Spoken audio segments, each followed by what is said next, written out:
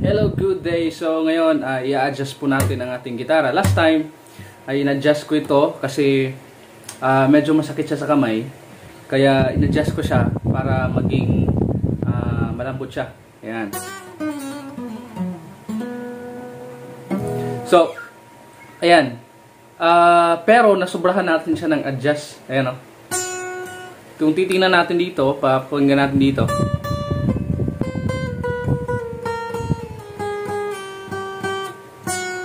Yan. Medyo may ano na siya, may sabit na siya. Oh. Dapat kasi buo yung tunog niya. Yan. Yan, may sabit. Ibig sabihin, kapag dito natin siya nilalagay, meron po siyang dumidikit na dito. Kaya nagaganyan po ang kanyang dapat hindi ganyan. So, ang gagawin natin sa mga hindi po nakakaalam, meron po siyang ano dito. Ayan. Yan po yung kung saan natin siya i-adjust. Ito yung gamit natin na tools. So yung gagawin natin, luwagan muna natin sila.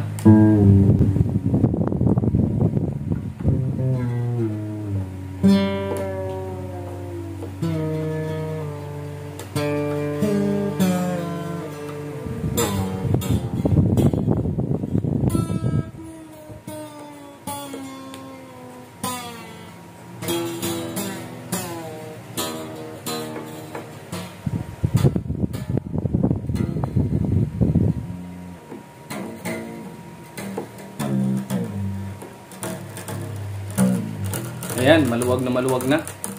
So yung gagawin natin, sa may mga gitara na medyo masakit sa kamay, nakaganon siya. Medyo malayo siya dito yung string, kaya masakit siya sa kamay. Pwede nyo siyang higpitan. Ayan. So pag sobrang higpit kasi siya, pag nahigpitan nyo siya, malambot na siya. Ayan. So ang gagawin natin ngayon na sa atin, kasi nasobrahan ata siya natin ng adjust, ano, kaya naganon yung tunog, luluwagan natin siya ulit. Ayan. So ito yung gamit natin. Yung pagluwag ay mula dito sa baba pataas. Ayan, para lang siyang yung sa mga bolt. Ayan, di ba, pagluwagan mo siya ay pataas, or ang tawag doon counterclockwise. Ayan. So luwagan natin siya ulit kasi sobrahan natin siya ng higpit.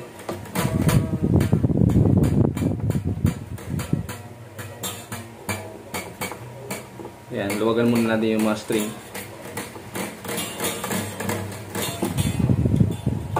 Yung gagawin natin ay mula dito sa ibaba. Ayan, pasok nyo lang yan, tapos sila pataas.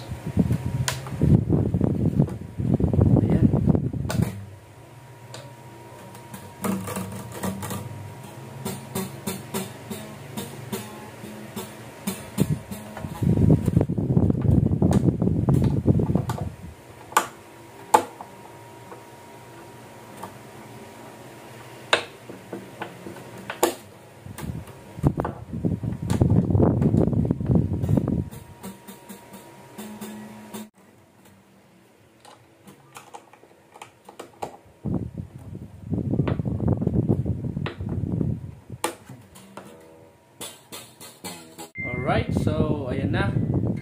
Na-adjust na natin. So kung gusto nyong paluwagan, yung tinatawag na truss rod. So gusto nyong paluwagan ay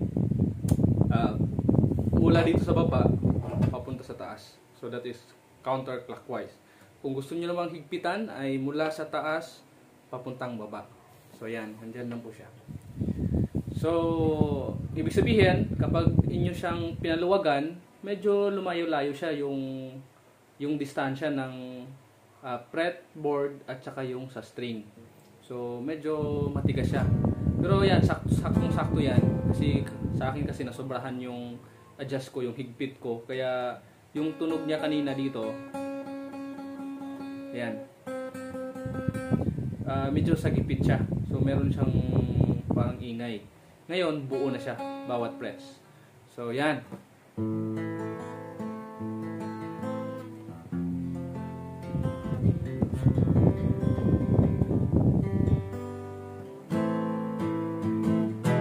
So, ayan po guys, nag-iba na po yung t-shirt natin kasi naglobat po yung cellphone natin. Kaya ipapakita ko lang po yung yung na-adjust na po natin. So, nung unang adjust pa natin, hindi natin yung video, medyo masakit kasi sa kamay. So, medyo malayo siya dito. Kaya na-adjust natin. Kaso nasobrahan yon. So, sa gipit siya dito, hindi siya maganda yung tunog. Dahil nasobrahan siya. Pero sobrang lambot po siya. So ngayon, dahil sa gipit siya, in-adjust naman natin siya, pinaluwag natin siya. So ngayon, ito na po yung tamang niya. Hindi naman siya, ayan, yung string po niya, malapit pa rin. Ayan, malambot pa rin siya. Ayan, pero hindi po siya gaya nung nasobrahan natin. Sa sobrang lambot yon. Pero hindi maganda yung tunog. Ngayon, saktong-sakto talaga siya.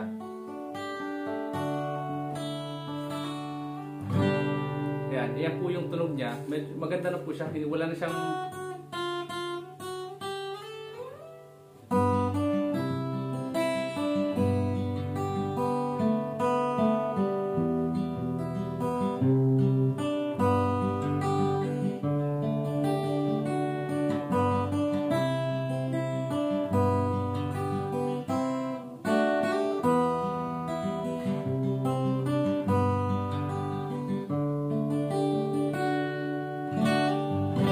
sobrang ganda na po yung tunog niya, hindi kagaya nung dati na medyo may dito. So iyan po, yung adjust, kung medyo yung string nyo po ay medyo malayo siya sa fretboard, medyo masakit yun sa kamay, ang gagawin nyo po ay hihigpitan po yun. Clockwise po yung higpit niya. Ibig sabihin, para sa mga acoustic, ay mula sa taas, ipasok nyo yung tools dito, yung Allen wrench. Mula sa taas, pababa po siya. Pero still, again, kailangan nyo po siyang paluwagan yung gitara or pwede kang tanggalin kung kaya nyo siyang i-estimate. Ayan. So kung medyo malapit naman at sa gipit dito, ay kailangan nyo siyang paluwagan. Ibig sabihin, para medyo lumayo yung string niya sa fretboard. Kaya mula naman sa baba, hila nyo pataas. So that is counterclockwise. Para kayong nagpaluwag ng bow. So ganun po. Pero iba po 'yun sa iba po siya sa electric kasi sa electric kasi dito yung ina-adjust natin. So baliktad po siya. Kapag gusto nyong higpitan mula sa baba pataas po siya. Kung gusto nyong paluwagan mula sa taas, pababa siya. So yun po yung pag-a-adjust. So isa naman dito yung ina-adjust natin, yung dito niya.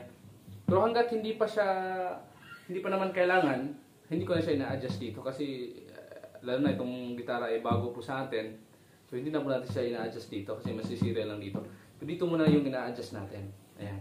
So para po, hindi po kasi sinishare kong video na ito dahil hindi po kasi lahat ay alam po ito. Ano bang dati kasi gitara ko, ano ba silbi nito? Bakit mo ganyan? Akala ko design lang, papatibay dito. Pero hindi pala siya. May purpose siya sa pag-a-adjust po ng gitara. So sana po ay may share ako sa mga, lalo na sa mga hindi po nakakaalam. At may natutunan po kayo sa video na ito. Sinishare ko lang po kung ano yung kaalaman natin para kasi hindi naman po kasi lahat ay alam po yung kung paano po i-adjust yung mga gitara. Hindi po ako magaling sa gitara pero medyo may kunti po tayong alam. Ayan po. So God bless!